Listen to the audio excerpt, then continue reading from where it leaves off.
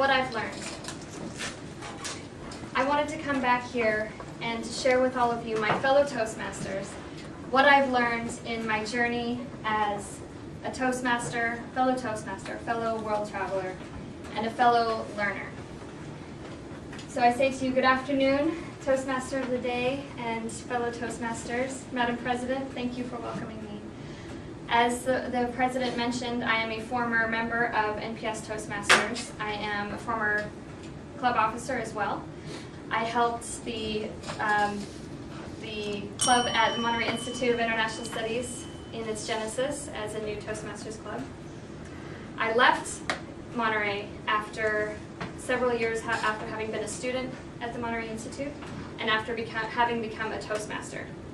It was at the Monterey Institute as a business student that I first learned about Toastmasters. I was giving a presentation in which I was very confident about the topic I was speaking, but not so much about the way I was presenting.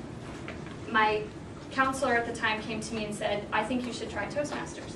I'd never heard of this, I didn't know what it was. I was a little bit offended because I thought I was doing just fine.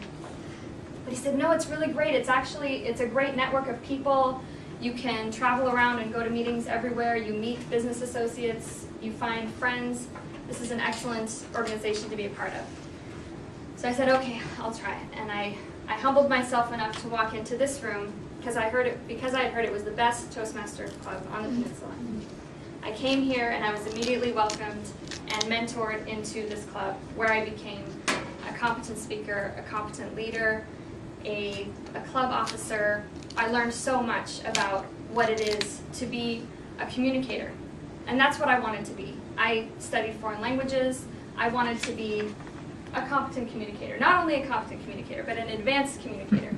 And I am an advanced communicator. Not yet a DTM. Someday. From there, after having gleaned so much knowledge and so much experience from the senior Toastmasters in this group, I was able to go on my way out into the world. I went to live in Amman, Jordan, where I joined a Toastmasters club, an English-speaking Toastmasters club. They do have Arabic as well, but my Arabic is only shway. yeah. So I spoke in this Toastmasters club. It was actually a women's Toastmasters club because in this meeting, the women could feel really comfortable to speak about any topic they wanted to speak about. They felt free to take off their headscarves and to express themselves in whatever way they wanted to. It was a very unique insight into the lives of these women and a wonderful way to learn and contribute as a Toastmaster. I spent a year there. I was actually working with a business women's association, doing business trainings for women and helping women with business plans to start their own businesses in Jordan.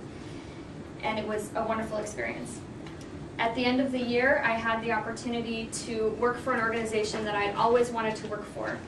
And in order to get a job with this organization, I had to do a lot of phone interviews. This was something that I was intimidated about, but I had learned how to speak, how to answer impromptu questions through Toastmasters. I learned to be prepared, to have confidence. I didn't sit in my room in my pajamas on the telephone. I got on my suit jacket, I had my papers around me, I was prepared, and I presented over the phone like I would in an actual interview. And I got the job. That took me from Jordan all the way to Port-au-Prince, Haiti, where I also, the first week that I arrived there, I said, okay, I need a community here. Where do I go? I go to Toastmasters.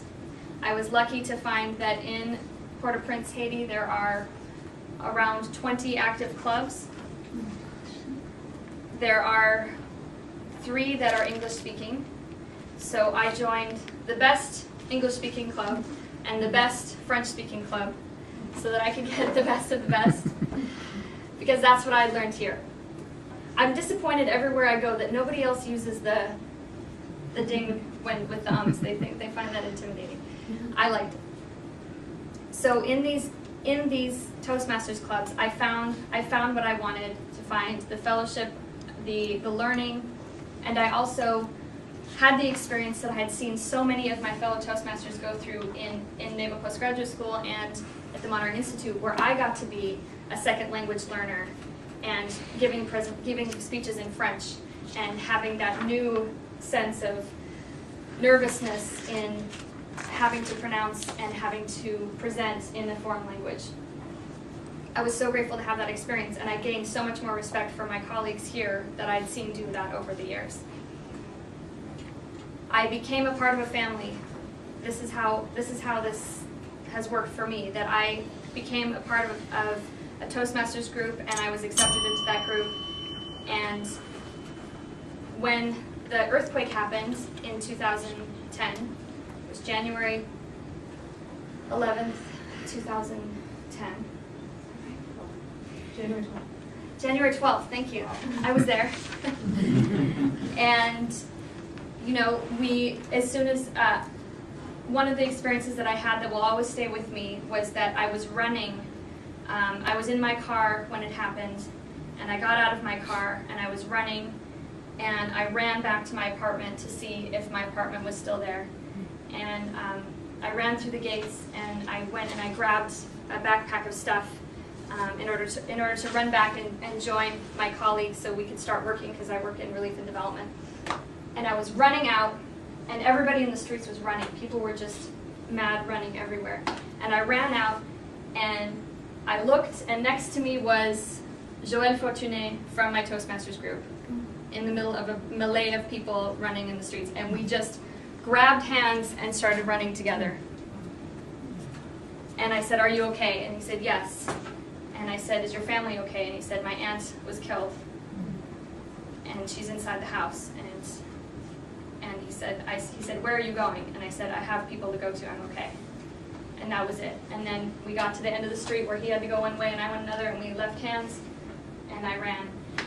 And everyone in my Toastmasters group was safe, and we were able to restart meetings again a month after the earthquake and share, and people talked in the meetings about their experience, and were able to heal in that environment and heal with each other. I've learned so much. This is all I can share with you today, but this is a place where I became a Toastmaster, where I found my voice, and I'm so happy to share it with you today. I'm a Toastmaster.